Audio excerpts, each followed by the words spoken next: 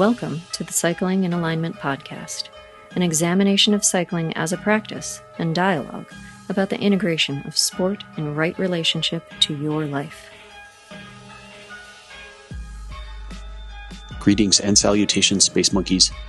Before we begin our episode, a brief reminder that this podcast depends on support from the audience.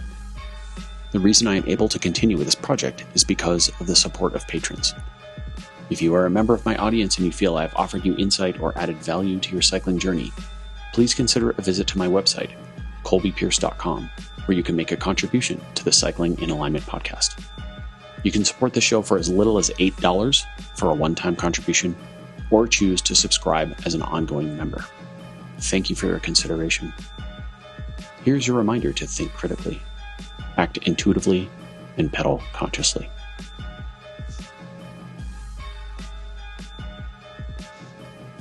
Don't you find it strange that, if you're walking down a street, most people will not just actually say hello or wave, but as soon as you have a shared experience that, hey, this person is also out in the woods exercising, they wave and say hello. Hello. We are enjoying concurrently pleasurable activities. Do you think it's because people see you and they're like, you're also winning this morning? Or do you think it's more like, hey, I need to establish the fact that this guy doesn't want to kill me? Probably some of both. It's like, are we cool? Hey, man. Yeah, hey, man, we're cool. We're cool. Oh, hey, how nice was nature this morning? I saw a wobbling wobbler in the tree up there. You're not about to take out a giant machete and cut my head off, are you? Psych. Sing. Totally faked that guy out because I said, hey, what's up? And then I took out my saber. See your death. Very well. Nathan Haas, I think you're my most, for sure by now, you're my most frequent guest on the pod. I'm prolific. You're everywhere. I'm the everything bagel. A bagel. There's our movie drop for the morning. Maybe we should see how many movie drops we can get into this chat. Okay, I like it. So here we are walking in the forest outside Girona. And I thought we might have a conversation about coaching philosophy. I think we should. Okay. I think we should. I think Colby and I are both embarking on a bit of a new journey together. Mm-hmm. I think it's one that's probably been happening for a long time, but there's a new chapter to it. Mm-hmm. And I think it's probably a nice opportunity not for us to just share our thoughts on our coaching philosophy, but I think every time you talk about something, you define it. Yes. And right, we're just pausing for a quick photo because cathedral in the background. Seems like a pretty nice place. Yeah. Very nice. I'm not always into people taking photos of everything, but I think nonetheless, it is quite nice to take photos of things. Look at this cool sculpture. Love it. So Spain. Rocks on sticks. Not the other way around. Sticks on rocks. I'm a model/actor, and not the other way around. Not the other way around. What was it you said to me about... You synopsized the difference between a professional cyclist who creates content to share in their journey or their wisdom, as opposed to an influencer who creates content about the thing that you practice. But I'm butchering it. You had this very elegant way to explain these subtleties. Do you remember this conversation? Well, yeah, I remember the conversation. I think it's been something I've been ruminating on for a long time. Well, yeah. I'm greatly challenged by the concept of content rides, where people actually go intentionally on a ride to create content. Which, if you look at the nucleus of what motivates them, it's actually to go and create something artificial. They're actually going out. Their experience is going out to create an experience. It's not going out to have an experience and to capture that experience at, worthy moments. Yeah. It's these I would almost call them strange individuals, but I don't want to be too harsh because, I respect anybody who can make money from doing something that they enjoy. Mm-hmm. And I do think a lot of influencers actually enjoy the lifestyle that comes along with it, the look, Fancy and also bike parts. fancy bike parts, money. I don't think anyone would say no to a lot of what that is. But when I hear people saying, "Oh, I'm going out on Tuesday for a content ride," but their entire plan is actually just to go out and create content. Sometimes I verge on the edge of that because I say to some friends, "Hey, maybe this Tuesday we could go out and go do some crazy things down some crazy downhills, and let's slap on a camera because that's kind of fun." But when people actually go and do something off their own back, to literally just come back and their product of their ride was not the experience and the fun, it's their product of the ride was, did we get any shots that we can use? Yeah. Like, what stories can we tell? And a lot of the time, they're actually not going out on these real adventures. They're actually going, 2 kilometers out of town to find what looks like a good enough single track to take a photo of. And they go down and they skid to make it all dusty and try to make it look extreme, or sit there posing in the sun for 5 minutes until they get their lips right. I don't know if this was exactly an elegant way of describing it, but yeah, that's something that I find to be quite, what would be the right word? In simple terms, it doesn't quite sit right with me because it doesn't seem authentic. And I do think that the people who do create the best content online, or the content that I seem to enjoy, I think it always aligns with them actually having an authentic experience. And doesn't necessarily mean they have all the followers in the world. Some of them do. But at the end of the day, it's just social media. I don't care too much at all. Yeah. I think it's like any relationship with any technology, right? Like I've certainly learned things from other people's social media accounts, and this is a podcast. It's part of that network. But for me, the North Star is to try to help other people. Dare I use the word educate? I think more like share is maybe a better word, because I'm just sharing what I've learned in 35 years of bike racing, which is insane if you think about it. 35 years. So that means, Colby, you started bike racing a year after I was born. Yeah. I was still having someone wipe my bum. Putting on my first pair of seedy shoes. I was putting on nappies and you were putting on Lycra. Yep. And so it goes. And there's somebody being born right now who will probably win the Tour de France. Things in the sport. Yeah, exactly. In 20 years or 30 years or whatever. Yeah. I actually find it quite cool when you see these photos of, like a young kid with a photo with, Tom Boonen. And then you find out that they're actually, now a World Tour athlete. And, Hi, kitty. We've just found 2 nice kitties. Hi. And this one is the one that we think is Pep's dad. Really? Yep. Because Pep was found up here. Oh. As a kitten. Pep is one of your kitties. Yeah. See how he's got the black feet as well? Yeah. These aren't cats from someone's house. These are some street cats that live in a valley. But they're unbelievably kind. And I have a kitten at my house that was found in this little valley. Sam. Se llama Sam. And I think this is his papa. Hola, Sam. Hola. It's Frodo. Yeah. So I got that wrong. I've just been told that the cat has been neutered. Got no junk. He's very clean. He's been sterilized. Do you want to go up around this way or that way? Let's go this way. Do a loop? We can do a loopy-doopy. Back. So where were we? Anyway, we're talking about influences and authenticity. Which is off track. We can probably cut some of this. Maybe, we'll see. So, okay. Let's just shoot for the moon. What would you say? How do you think about coaching? What is coaching for you? What's your coaching philosophy? It's a good question.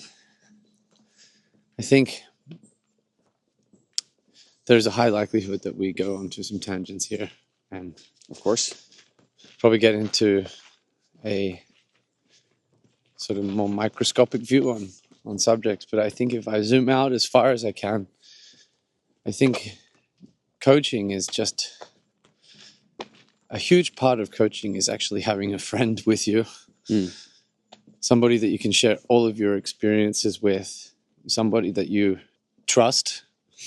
I think that's one of the biggest things, is that somebody that you trust, you can share things with without judgment.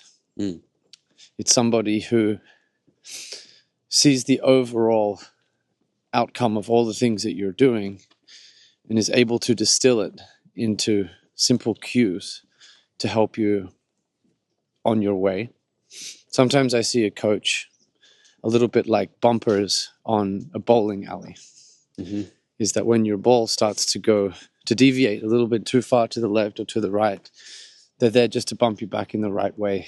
The coach doesn't do the work for you. You still have to do everything yourself. But when you have a coach that you have this relationship with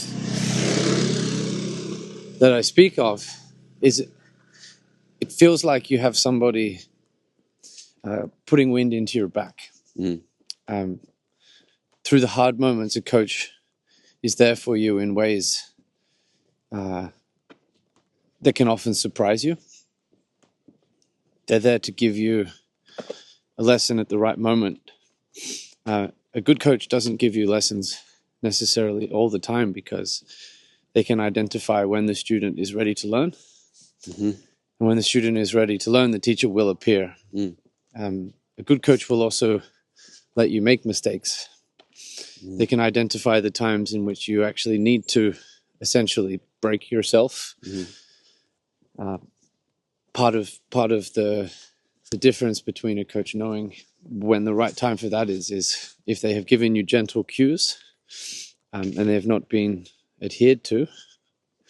When that happens enough times, sometimes the lesson actually is to let somebody go too far, or to push too hard, or to swing the pendulum too far on one axis, so that when the inevitable happens, which is either, illness, overtraining, becoming too skinny, becoming too focused, too myopic, riding alone too many times. These are just a few examples of ways in which an athlete can push themselves too far.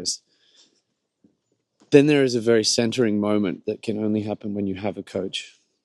I think it is impossible for an athlete to be self-coached to become their absolute best. I think self-coaching can happen on a perspective of pushing numbers and analyzing things through training peaks and whatever various measuring devices you have. But I think that the true key of the coach is that somebody is there for you, who understands the challenge of what you're trying to overcome, has either come close to it themselves or has just been in the world enough times, the cycling world enough times, to identify the characteristics that will aid you as a person to achieve those goals and gently push and nudge you in the right direction until your work becomes something more meaningful, more than just the numbers, more than just the goal.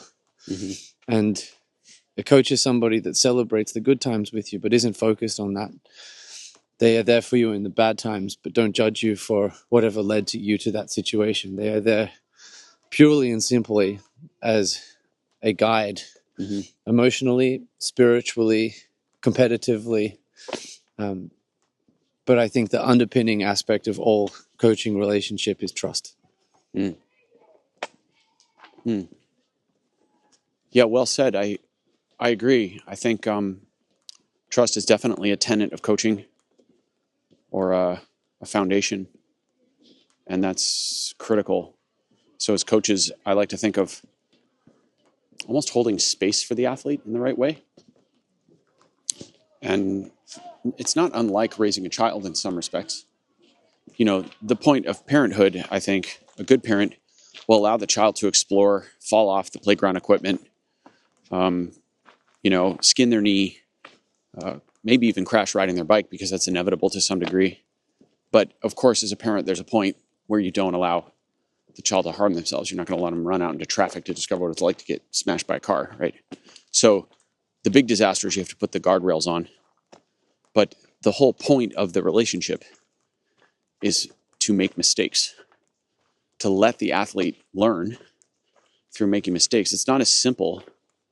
Like superficially, you think it's as simple as, well, just tell me what to do and I'll do it. And then I won't make the same mistakes you did as when you were, 18 or 24 or whatever. Or in my case, my entire athletic journey, still making mistakes and learning, as I think really ultimately we all are.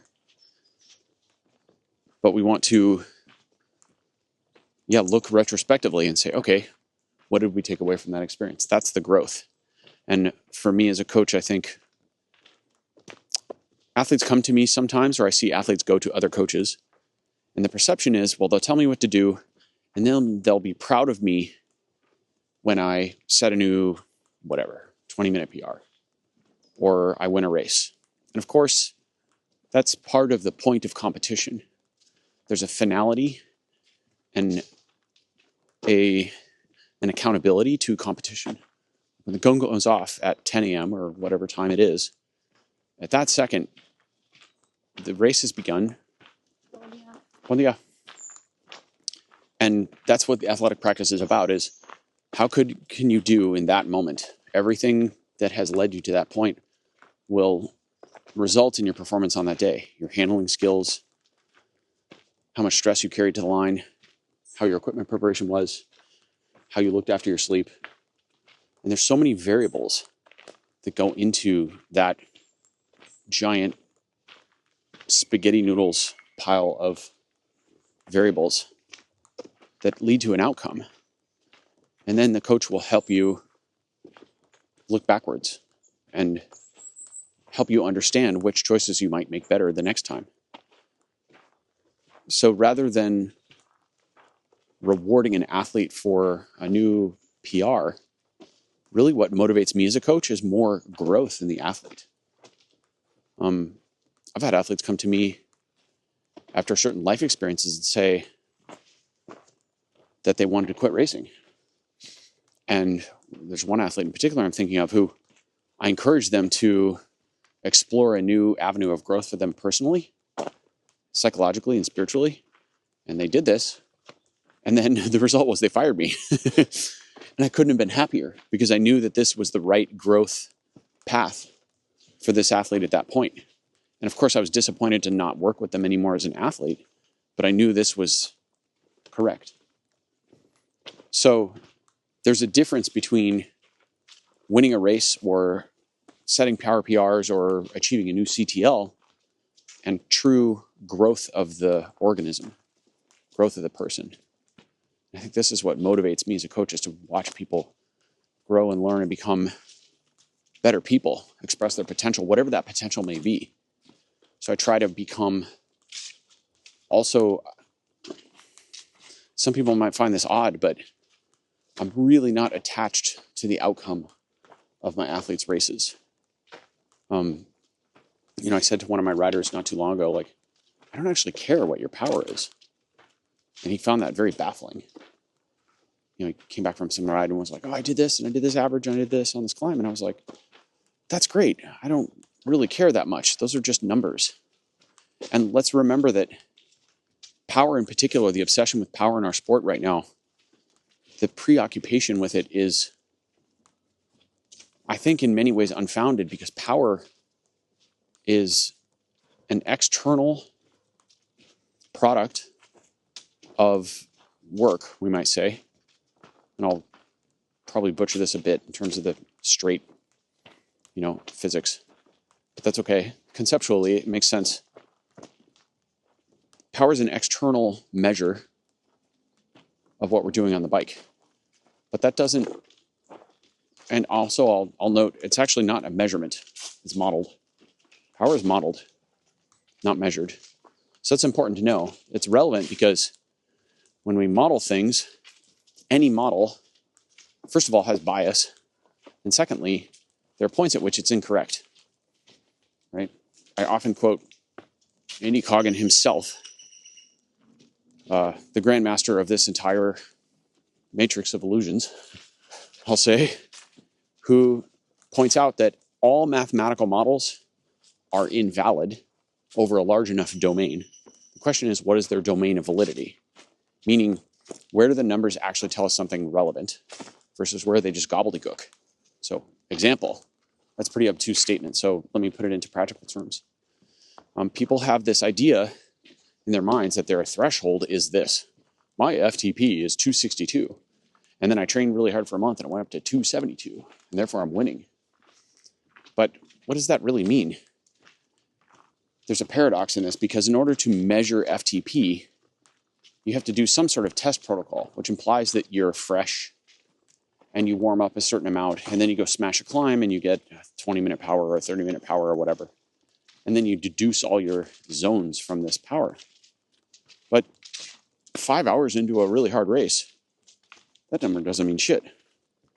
If the temperature is 32 degrees Celsius, which in Fahrenheit is like you can cook an egg on the sidewalk, that number doesn't mean anything because you might be making 82% of that and still winning the race because everyone else is being microwaved at the moment. Nor does sitting at threshold actually win a race. Very rarely. Outside of maybe the final climb at the Tour de France, where a solo breakaway rider has 4 minutes in front of the chasing group, and all they can sustain for the final 20 minutes is their threshold, and they have nobody except for themselves to beat. I fail to find any particular moment in a bike race where sitting at threshold put me anywhere within the winner's circle. For, as you said many times, cycling is a aerobic sport, which is won, and the victor always comes from anaerobic moments. So, this FTP moment is something that we can measure and we can feel good against. And, it's also not a bad thing to have something that makes us feel good about what we're doing. Of course. And feeling as though we're moving forward and having progress. But threshold it's a predictor of athletic performance, and it correlates with athletic performance, but it's not the sole defining factor. And so what I find frustrating as a coach is the obsessive fixation on improving that number as though that's the single key. It's not like you are in the matrix and you find a key master and you unlock the door and then you win races because your threshold went up 50 watts or 20 watts or whatever. That's not the way this works. Correct. And I often get quite frustrated when I see people who advertise their coaching services online saying, hey, if we do gym training in the off season, we get 22% higher threshold, or adding and accumulating these additional threshold increases together. Because if you actually did add all of these theoretical additional FTP advantages together, you'd be sitting at an FTP of 500, but that's just not how it works. That's not how it works. So if anyone says that there is one thing out there that will add to your FTP, they might not be right, but they're certainly wrong in expressing it the way that they do. And my overall feeling is that if anybody is out there telling you that they will increase your FTP, don't hire them, because one, it's very much not the point. And two, it's not exactly how it works. Consistent work, observing training, working within those bumpers on the bowling alley is a way in which we will see FTP rise as a byproduct. Yes. And this is a fundamental principle of how we both see coaching, is that FTP is not the goal. Yes, we enjoy seeing it go up because we know that overall what we're doing is having a positive effect, but we don't strive for it in a biblical sense. This is not our God. This is not our North Star. Our North Star is health. Our North Star also includes a spiritual connection to what we're doing. And when I say spiritual, it doesn't necessarily mean spiritual by the classic definition. It's an experiential concept. And I'll use an example from when I was riding. I used to have goals when I was training. If I could hit 4,000 kJs within 4 hours of riding, knowing that I could also do 10 minutes at 6 watts per kilo, I used to know that I would be able to be competitive enough to win a bike race when my body was able to do that. Did that ever mean that I went out and won a race because I could do that? No. Right. And there's two differences. Sometimes I could go out and force 4,000 kJs of work and force 6 watts per kilo at 10 minutes. But the times in which I got results was only when that felt like I had flow doing it. And it didn't feel hard. It actually felt relatively easy to do that power. It didn't mean because it felt easy I could do more. That was, in fact, my limit. But everything that I had worked on up to that moment in which I could do that power easily was where the gold was. Yeah. This was the alchemic moment in that I actually became at one with my body and my system when I was doing training. I had a very close and intimate and almost spiritual relationship with suffering. So much to say that I could intuit what power I was doing at the time. Yes. And I was in control of it. And there were very few moments that I actually had to go outside of myself to create this power output. So simply modeling the power of 4,000 kJs and 6 watts per kilo for 10 minutes was not enough for me to be able to go and be competitive and win in a race. There was a relationship to those numbers, yes, but just being able to do those numbers did not actually lead me at any point to being able to do that in a race. It was only when I had this connection to my North Star that it actually had any competitive meaning.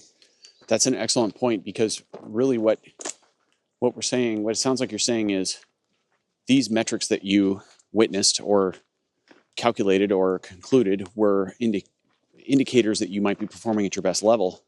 That's a point in time. But it doesn't ask the question, what is the context in which you gained those numbers? So as you said, you could jam yourself full of caffeine and carbohydrates, and you have an important race coming in 2 weeks, and you're like, damn it, I need to make sure I'm up to snuff.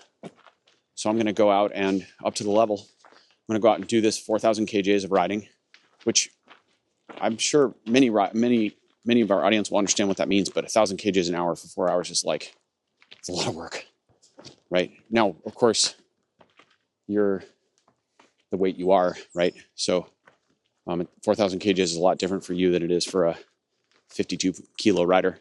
And we would understand that if you went out and smashed that ride, trying to, as you said, really push towards those numbers, you might achieve them, but the context is that your system wasn't quite ready for that overload. Maybe you were able to do it, but the consequences in the 2 or 3 weeks afterwards from that single day may be an overload. So then you go to the race and you're still carrying that chronic fatigue. I talk about cycling being an endurance sport a lot, and a lot of people say this. And I think whenever we think about cycling being an endurance sport, the first thing that comes to mind is, at least for me, is, okay, can I ride my bike for 5 hours or 6 hours? And can I do it and come home and not be shattered? That's one aspect of endurance. But the other aspect of endurance means that you consistently train week over week, month over month, even year over year, without hitting some sort of floor of performance because you've at times tried to force it and gone too far above your own baseline. And then you're throttled. Your hormone systems are taxed. Your body's fatigued on a level that maybe isn't that palpable or detectable from exterior or external metrics like power. Because you can still do the 10 minutes. But the question is, how did you feel at the end of that 10 minutes?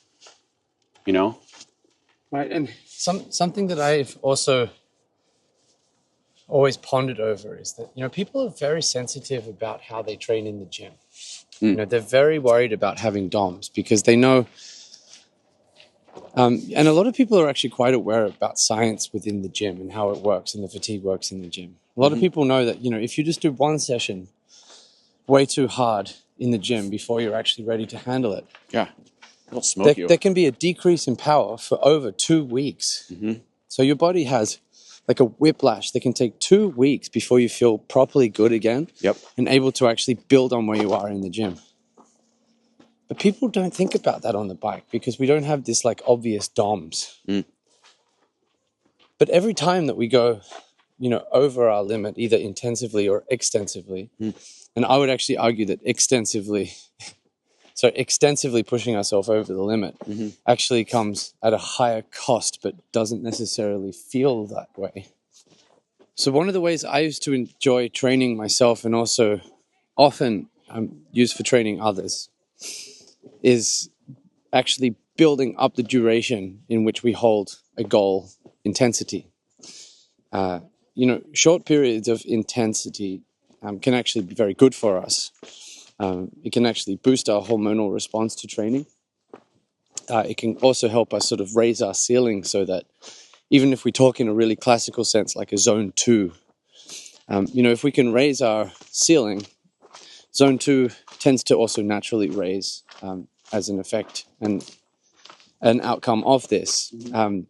But instead of setting somebody, 6 5-minute efforts, at what feels like, the particular zone that I'm trying to achieve in an intense way, I actually prefer to start people off with 2.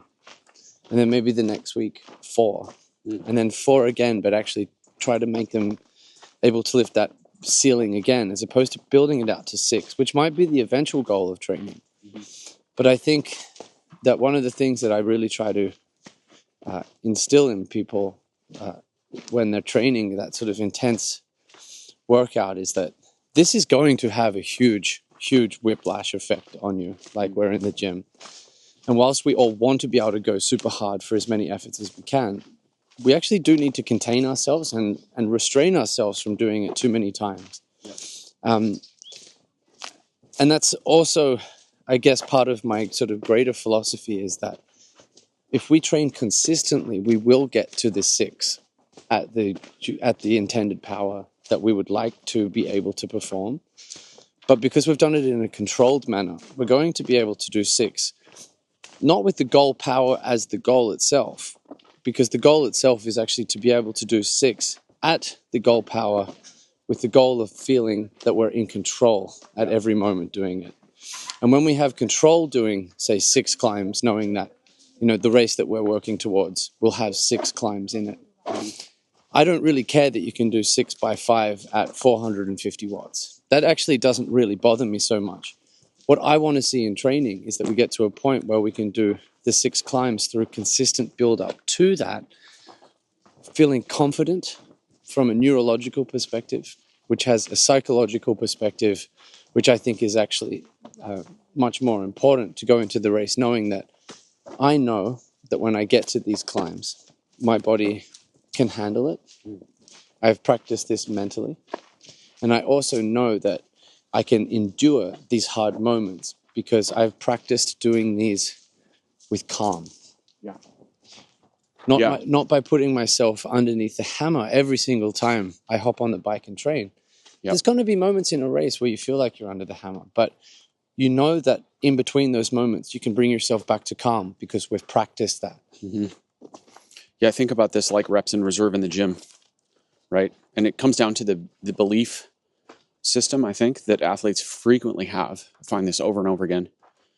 They believe that the only way to improve in the gym is to fail at the last rep of every set. And so when they do intervals, they need to be bleeding out their eyeballs in order to make a difference, in order to move their physiology. And then we get this whiplash. So there are 2 confounding variables there. One is that as an athlete practices, if you give them intervals and you give them 4 by 5 or whatever it is, and they do each one and they're absolutely, completely and totally shattered at the end of every one of those efforts, first of all, they have this whiplash that trickles in, or this lingering fatigue that trickles in and builds and builds and builds. And by the time you get to June, after a spring of doing that, you've got no reserves left, right? But the truth is, we don't need to or want to. It's not desirable to go that deep in training. Most of the time, we should think about it as having a couple of percent in reserve even on our intense interval days. There should always be this slight reservation of effort. And this is, I think, gets to what you were using, the word you used a moment ago, which was control. You want to teach the athlete to ride the intervals with control. So rather than giving someone a power target, which is an external measure, makes no sense if you think about it. It's an external, really not even measure. It's a model of what we're trying to accomplish. What are we trying to accomplish in training? Physiological load. So what is the truest indicator of physiological load? It's sensation. It's perceived exertion. So this probably sounds not nearly precise enough to someone who is consumed with what we would say is reductionist scientific fire mind. But when we give someone a prescription like, I want you to do 4 by 6 minute efforts, and I want you to go as hard as you can in those efforts, but always keeping at least 2% in reserve. So it's a controlled maximal effort, right? It's not maximal bleeding out your eyes, form goes to pieces, shoulders are rocking, pedal stroke is garbage, breathing rate is out of control, right? Suffering like a dog. This is not a constructive effort for someone who's trying to have true endurance, in the sense that you've got to repeat those efforts next week and again next month and again in between your next race block, right? So one problem is that belief system that we have to throttle ourselves. And I think that's born in many cases from a sense of less than that athletes have. They feel that they have this story, right? I had this story as a young rider. I'm not as good as whoever. In my generation, it was Lance. Everyone had a I'm not Lance crisis because he won worlds at 21 or 22 years old. It was like, and then one day I went out to a local road race and got shelled. And then I sat on a curb and cried and was like, well, Lance already won worlds and I can't even stay in my local road race. So this is a disaster because now my dreams are up in flames. How am I ever going to be any good if I suck this much? If the delta between me and what I want to do is that big? And this is toxic thinking. And I will also remind athletes that the entire reason you sign up for sport is to have that exact experience. Like cycling is just like any true sport at the highest level, it's really challenging. And the whole point is to test you, right? And Lance has had his own tests in his own ways. We've all seen those. So does every top athlete in the world. We all get tested and we all get pushed to our limits at points, right? That's why we signed up for it. You didn't sign up to just go win everything all the time. And I recognize that as of the recording of this podcast, we have one shining example of someone who seems to break that rule. Of course, referring to Tade, right? He seems to just win everything he enters and everything seems easy. But that's Tade's journey, right?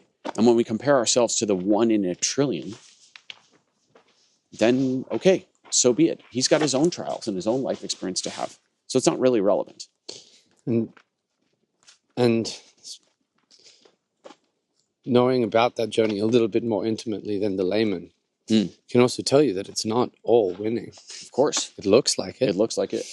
And that's what the press focuses on. And also and glorifies. The pressure on Tadej is like enormous. More than anybody has probably ever experienced in the history of cycling. That's because now if Tadej doesn't win, it was a bad ride. It's a disaster. It was a disaster. Yeah. It was a failed experiment.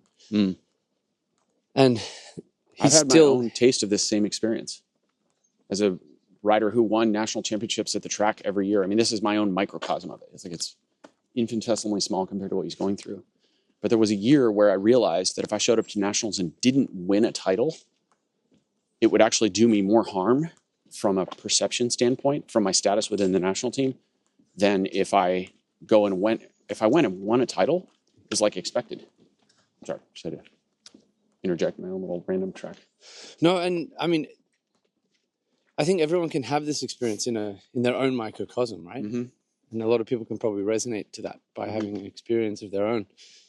And, you know, there's the added challenge as well for these top riders. Say Peter Sagan, he won the green jersey 7 times. Mm. He won on the Champs-Elysees. He won world championships 3 times. At a certain point, it's really hard for them to actually wake up with motivation. Mm-hmm. Because what does an 8th green jersey change? Yep. There's a point in which they also have, I mean, there are some people out there who will never have enough money. There's also a long line of people that get paid so well for so long that actually special things stop being special. Money is no longer the goal either. So they sit there waking up in the morning knowing they have to train. They have to put themselves through an immense amount of work and sacrifice. And maybe they're just at a point where they want to enjoy life. Mm-hmm. And I think that this potentially could become one of the crises for Tadeg is that, well, what does more mean at this point? Maybe less is better. Or, you know, I have to win this race. Or maybe the opposite is true now. Maybe I don't have to win this race. And it's all the external validation as opposed to internal drive that's actually pushing him. I guess the line of thought is that everybody has challenges and everybody comes from a point of, at a certain point, that I'm not good enough, or is exposed to a comparison to say that they weren't good enough.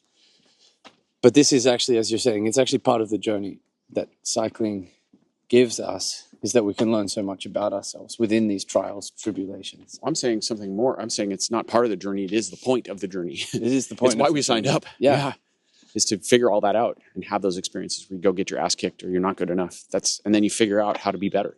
That's why we do it. That's the puzzle. You know, you don't sit down to a 2,000 piece jigsaw puzzle and put 3 pieces together and go, I'm not any good at this. You know, what's the point? Like, I mean, you could, because you don't like puzzles, but we all like puzzles. We like the puzzle of cycling. And so it's like, how do I do this? And you sit there for 10 minutes and try to put 14 pieces together and they don't work. And what do? Maybe you zoom out. Maybe you look for different color patterns. You know, you change your tactic. That's the entire journey. Yeah. To expand a bit on the discussion around the philosophy of coaching, I think we touched on a really important point for me, which is, for me, coaching is, I've said this already, but I'll rephrase it. It's more about education than results. It's more about journey and community. And the word you used was trust. And the other word I really like to use in my coaching practice is rhythm. Right? I like to establish a rhythm with the athlete because life is about rhythm, ultimately. It's just rhythm upon rhythm. And so we have to, if we're going to serve the athlete to the best of our abilities, we're going to understand their life rhythm, and we're going to work within that rhythm to help them achieve growth. And rhythm is about sustainability. It's about that word again, endurance, right? Enduring over time. And one of the most disruptive factors in that rhythm is when people try to force the 4,000 kJs plus 10 minutes type of ride, right? And you touch on a really good point about how DOMS gives us such a clear indicator of when we've overdone. Like, you can't walk down the stairs, right? You can't get out of bed without pain. That's way overboard. And how athletes frequently don't quite register the same level of, the same wave of fatigue that comes when they overcook a training session, or even more insidiously, when they underfuel for a training session or run out of fuel during a 4-hour ride and they crash and burn and they have to go home. And even though they eat a big meal, they still have to take a nap because their system was so dinged by that, trying to push so hard without enough fuel in the tank. And so one of the things that I really try to teach my athletes is that actually there are plenty of signals throughout our body that tell us when we have overdone, when we have gone too far, when we haven't left those 2% in reserve. The challenge is tuning in the ears to listen to the subtle sounds of that. To us, they're subtle. And an example I have of that is, I was thinking of this recently and I shared it with an athlete. I'm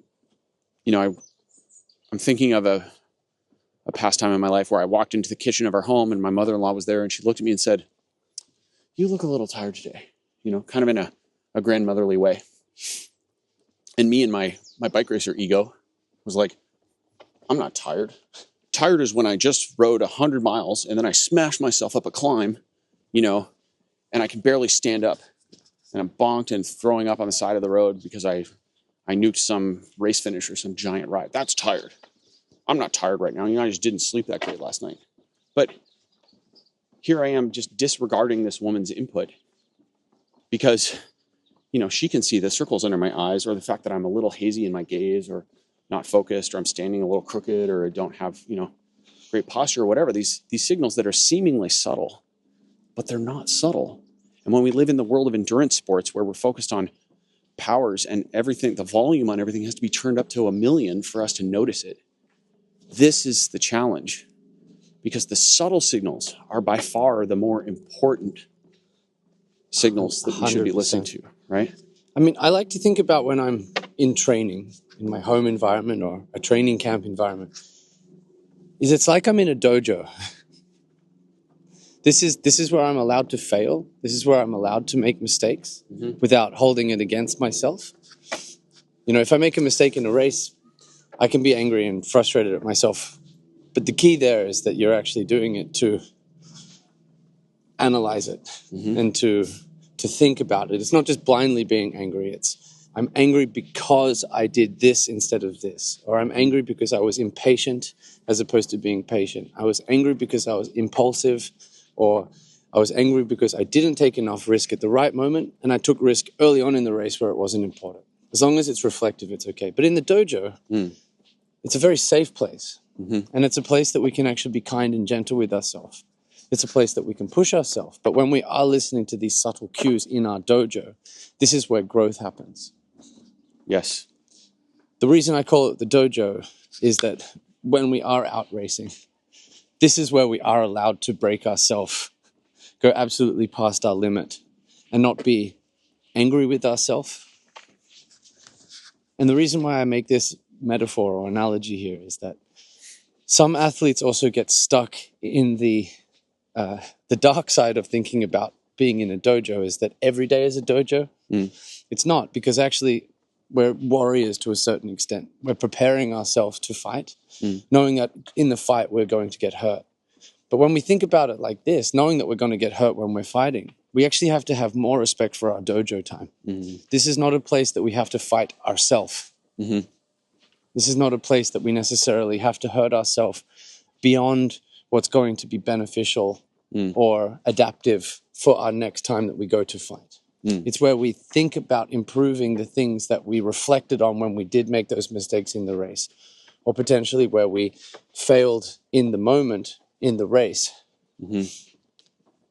We reflect in the dojo, we build in the dojo, but also we have to listen to these small cues and small voices. Yeah.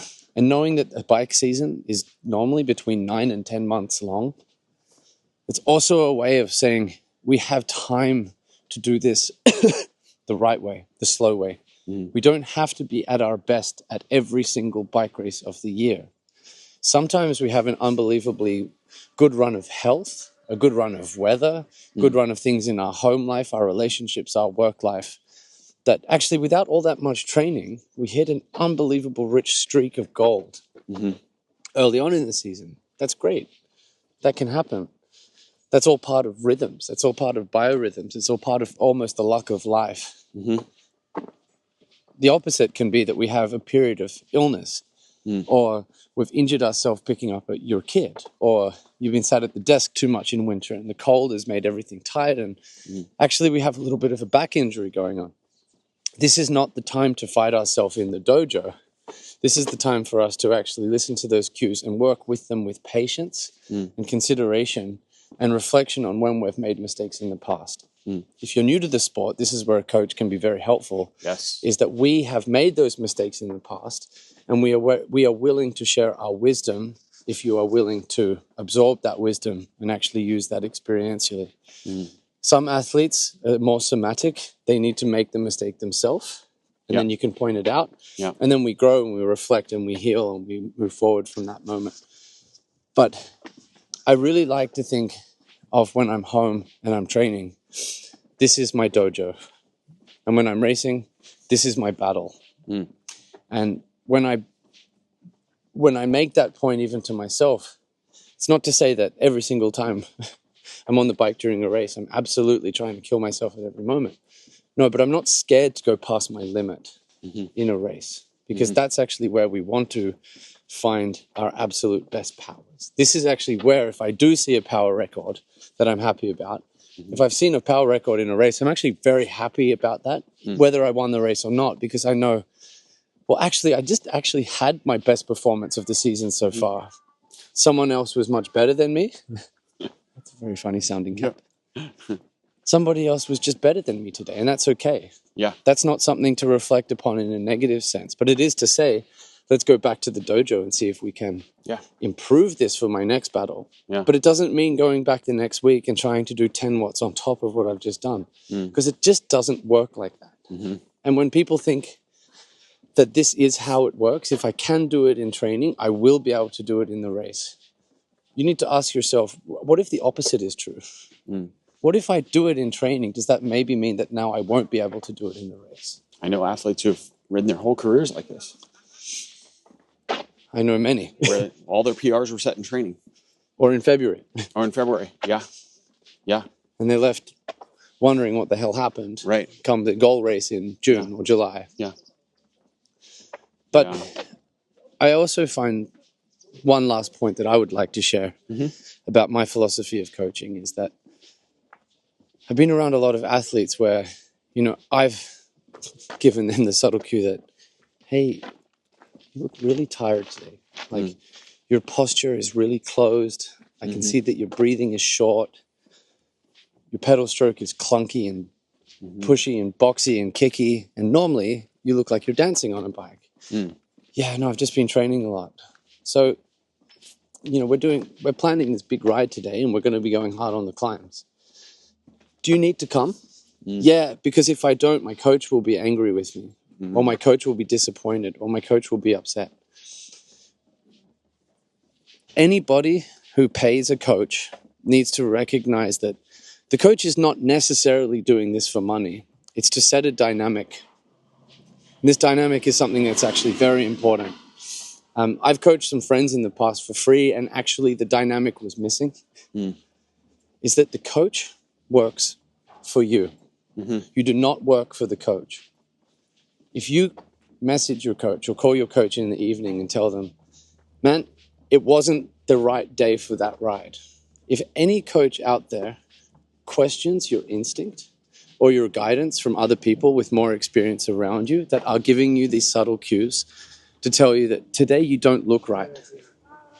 If they give you any kind of smoke or sheen or any kind of pressure that maybe your decision was the wrong one, fire them. Because they're not working for you.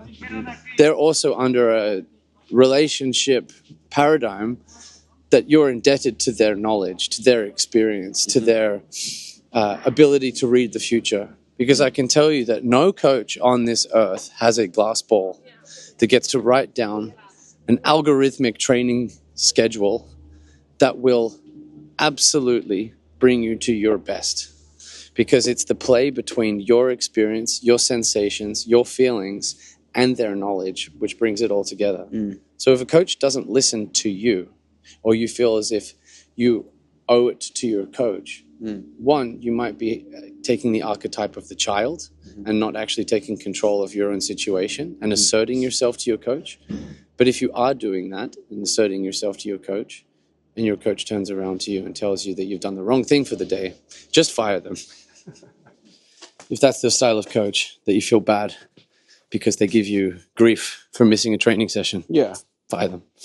Yeah, which is, I won't disagree with that. I would say you could also just examine the nature of the relationship you have with that coach and, you know, consider whether you want to keep working with them, because it could be that that relationship doesn't really serve you. And if you went into the relationship with the pretense that you wanted to be told what to do and wanted to be directed in that way, then you might ask yourself if that relationship still serves you. Because that's, a lot of coach-athlete relationships are governed by that type of thinking. And there's nothing wrong with that. I think there's a lot more that can be had from the relationship with a coach. And it's not really the highest form of that type of interaction. Yeah, every coaching relationship can have a benefit. Sure. Again, just like when you crash in your first race, or the first time you crash in a race, whatever example you want to use, it's like, okay, that sucked, but what did I learn from it? But if you are a believer that having a coach that's completely algorithmic, that has the ability to input something into the black box of training files, and every single time thinking that you're going to have a race-winning ability because of that, I beg you to ask yourself the question, what if the opposite is true? What if we actually turn ourselves and find somebody who has the coaching philosophy that we don't assume that we can get it right every time? Yeah. It's a very limited paradigm. I would never be so daft as to assume that I know what's going to produce an athlete's best performance. I don't know that. Or so daft to think that it worked once and it will work exactly the same again. Yeah, this is childlike thinking. It's too simplistic for what is really such a complex interaction. You know, I mean, we have all these variables that impact an athlete's performance that we maybe think we can predict, but we can't. But also, there is a moment when life makes choices for us. This is what life is. So that same rule applies to sport. Of course. How could it not? Exactly. Yeah. So So all in all, for me, yeah. you know, we went down a few tangents. Yeah. But it still comes back to a few very simple tenets for me. And it's one that an athlete feels safe telling their coach anything. Mm-hmm. They trust that their coach does not judge them for their decisions or for what they need to do in life at that point in time. Or for how they perform in a given workout. Exactly. Right? Yeah. So for me, I would say if I was to bring it down to just one simple element, the word is trust. And the coach is also trusting that the athlete is doing their best. Yes. And if we feel at any moment as a coach that maybe there's a little bit more meat left on the bone, that's also our job to question the athlete and to make the athlete think and to reflect. And then the athlete to know that and to trust us. The reason why we ask those questions is not to insult them. Yeah. It's not to belittle them. It's actually because we believe it's in their best interest to ask the question, and it can be rhetorical. So I think trust from both sides is 100% for me the most important part of any coaching relationship. Agreed. Well said. Thanks for your thoughts, man.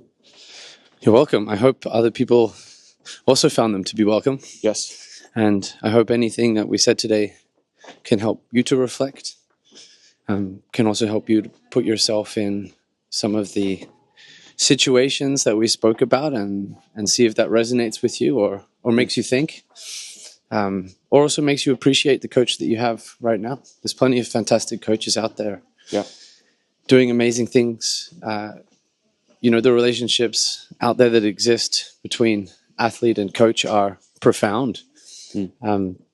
But perhaps it might make you realize that maybe the coach that you're working with doesn't give you these things, doesn't challenge you in the right way. And perhaps the trust isn't there enough.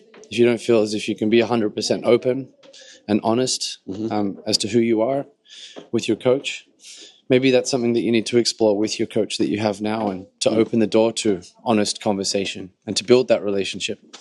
A coaching relationship is like any relationship on earth. It never stays in the same place. It's either getting better or it's getting worse. So every coaching relationship is worth working on from both sides. But there's also a point to think, perhaps this coach is not for me. And there's a lot of coaches out there that you might just find the one that works exactly for you. Yes. Don't push a square peg into a round hole. Find a round peg. Yes. Yeah, agreed. Well said. Well said. I I could add to that, but I think it'd just be extraneous words. You've summed it up very well. Thanks everyone for listening. I appreciate your time and attention as always. And thank you, Nathan, for joining me once again. Big love, Colby. You too, buddy. Attention, well dippers. Did you know that I offer a unique service at my studio in Boulder, Colorado? An integrative fitting is the culmination of my experience and understanding that helps an athlete have a deeper insight into their relationship to cycling and movement. This is understood in the context of how the dream, goal, or objective aligns the client's choices and habits. The psyche, the environment, and drive will all influence the current expression of athletic ability. As we understand these factors, we can shape and direct athletic potential. What this means in a practical sense is that we spend about 6 hours working together, including a short or outdoor ride. We will film you on and off the bike, and we will discuss an extensive intake questionnaire. You will leave the fitting with a unique perspective on your function and with actionable pathways to improve your performance. This service was created specifically to help cyclists who have been through various fitting sessions and have had unsuccessful or unsatisfactory results. We dig deeper to find more meaningful outcomes. If you are interested in knowing more about an integrative fitting, please visit my website, colbypierce.com, where you can book an appointment.